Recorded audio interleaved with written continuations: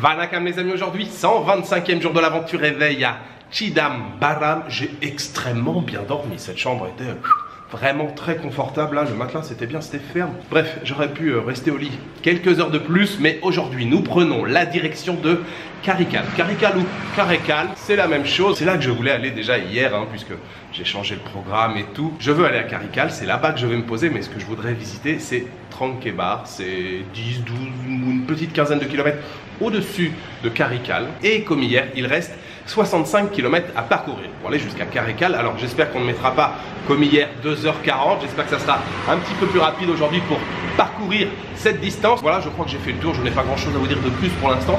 Direction la gare routière, c'est parti pour une nouvelle journée en Inde, direction Karikal.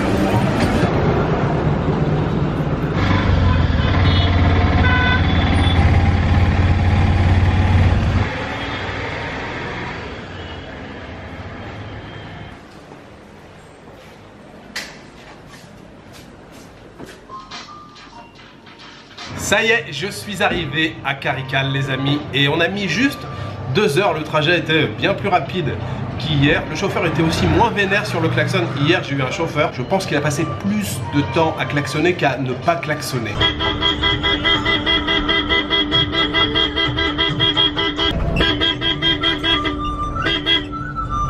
Il était vénère et tout au volant. Là il était un peu plus cool ce matin, il n'a pas trop abusé du klaxon. Et puis je pense aussi qu'on a fait moins d'arrêts. Bref, je viens de prendre possession de ma chambre. L'hôtel s'appelle Anandiram Heritage. C'est un vieux bâtiment. Alors encore une fois il y avait moins cher dans le centre.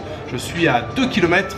Pas vraiment 2 km, je suis à 2 km de la gare routière, on va dire du centre, à peu près 1 km là en marchant. Il y avait 10 minutes, j'y suis. Il y avait donc moins cher près du centre, mais avec des avis pas terribles sur Google. Donc encore une fois j'ai privilégié des avis plus positifs, une bonne note, et puis évidemment c'est un peu plus cher. Donc je paye comme hier, 22 € la nuit, 1900 roupies. Lit double qui a la particularité d'être rond. Je crois que ça va être la première fois de ma vie que je vais dormir dans un lit rond. Franchement ça me fait quelque chose. Bon non, je déconne bien sûr. Ici nous avons la clim, grande fenêtre ici, c'est lumineux, ça donne sur une petite rue bien tranquille. Nous avons là-bas 2 chaises, une petite table, la télévision ici, un espèce de bureau, je sais pas c'est quoi ça. Bref, on peut pas vraiment mettre les jambes en dessous, mais on va dire un bureau. Et puis une petite salle de bain ici avec le lavabo, les toilettes et la douche de ce côté-là. Alors, comme bien souvent dans les chambres d'hôtel, on a le savon. En plus, j'adore cette marque, Medimix. Je crois que j'en ai déjà parlé dans une vidéo ou deux. Il y a bien sûr un peu de shampoing, mais là, ce que j'aime surtout, c'est qu'on a de l'huile de coco. L'huile de coco pour les cheveux, c'est très bon pour les cheveux, l'huile de coco. Ça nourrit le cuir chevelu, ça fait du bien aux cheveux. Et quand je suis en Inde, c'est vrai que j'en utilise de temps en temps. Et là, c'est bien, il y a une dosette. Alors, évidemment, ça fait du déchet, ça fait pas mal de plastique. Et ça me donne l'idée justement d'en acheter avant de quitter le pays pour pouvoir en utiliser en France. Huile de coco. Alors, la suite du programme maintenant, bien évidemment, c'est d'aller manger. J'ai la dalle. Et après, on pourra prendre la direction de Tranquebar ou Tranquebar, je ne sais pas comment on le prononce, mais de toute façon, ce n'est pas grave puisque maintenant, Ce petit village s'appelle Taran Gambadi. C'est surtout les Danois qui l'appelaient Tranquebar puisqu'il s'agit d'un ancien comptoir danois. Oui, les Danois s'étaient également installés ici. Ils voulaient faire comme les autres grands colonisateurs, comme les Hollandais, les Français, les Anglais ou encore les Portugais. Ils voulaient s'installer ici, profiter des richesses que l'Inde avait à offrir. Donc ça a été un comptoir danois, Tranquebar, pendant quasiment 225 ans, de 1620 à 1845. Apparemment aujourd'hui le village est assez endormi, assez assoupi. C'est juste sur la côte, il y a les restes d'un fort qui est vraiment juste face à la mer. Ça a l'air assez sympa, j'avais envie de découvrir ce village depuis un petit moment. C'est le programme pour cet après-midi.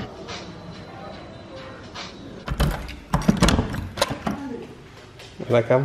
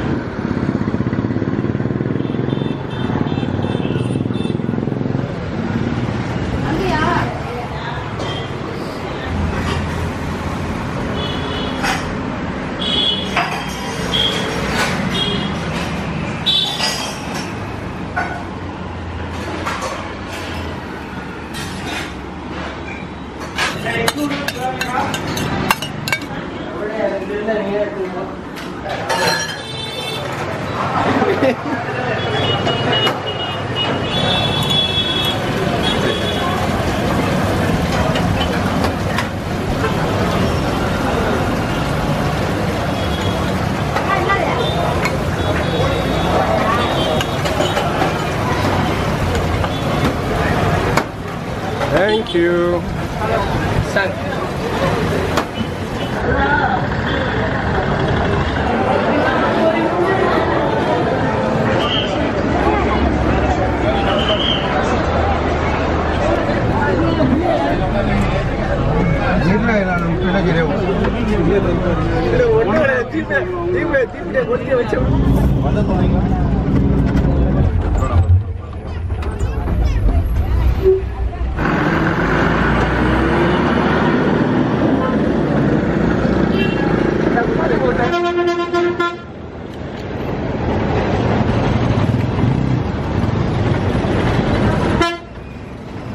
Vanakkam.